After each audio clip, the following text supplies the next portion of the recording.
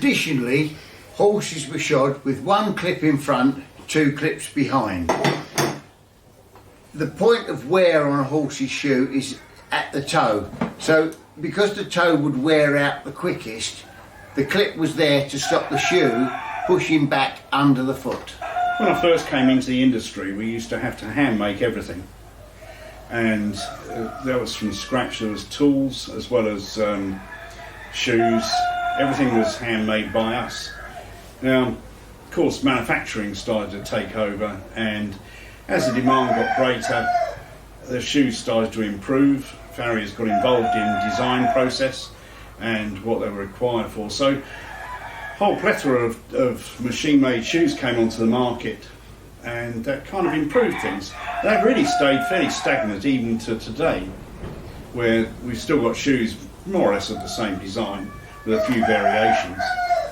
It wasn't until I think Overneck in 1993 introduced a shoe called a natural balance shoe. This had a roll-off at the toe and was set in a particular position on the bottom of a horse's foot. In fact, it would always fit horses' feet with no distortions in. Now, of course, being aluminium and they were only made in 3 sizes, it didn't suit much of the marketplace.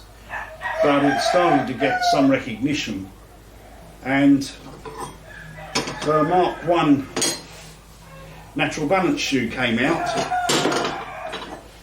in steel. And so it's a shame that the product got given a name, because as with all things, people misapply things as well as they apply them correctly, and some of the misapplied shoes the horses didn't do very well, and so of course the actual name of the product is made it so it's something that's either loved or hated by whoever's using them.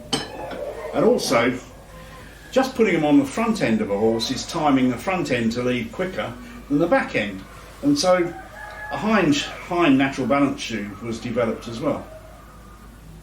And that meant that if you were putting these on all 4 feet, that the results we got from it was much better.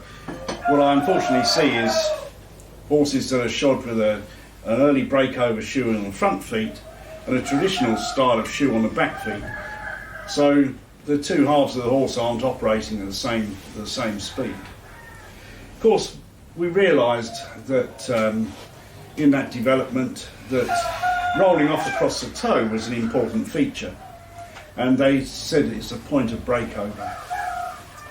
Well, the point of breakover, as I see, is that when the tendons at the back of the leg start to get beyond 90 degrees to the ground, the heels ought to start to lift off. That, to me, is the point of breakover. Other things that we noticed was that horses were doing a lot more circling work, and the original natural balance shoes, although they had a roll-off on the sides of the shoes, they didn't have quite the same roll-off as a different type of shoe. It looks similar, but this has got a roll-off all the way around the shoe, not just at the toe, and the hind ones have the same thing.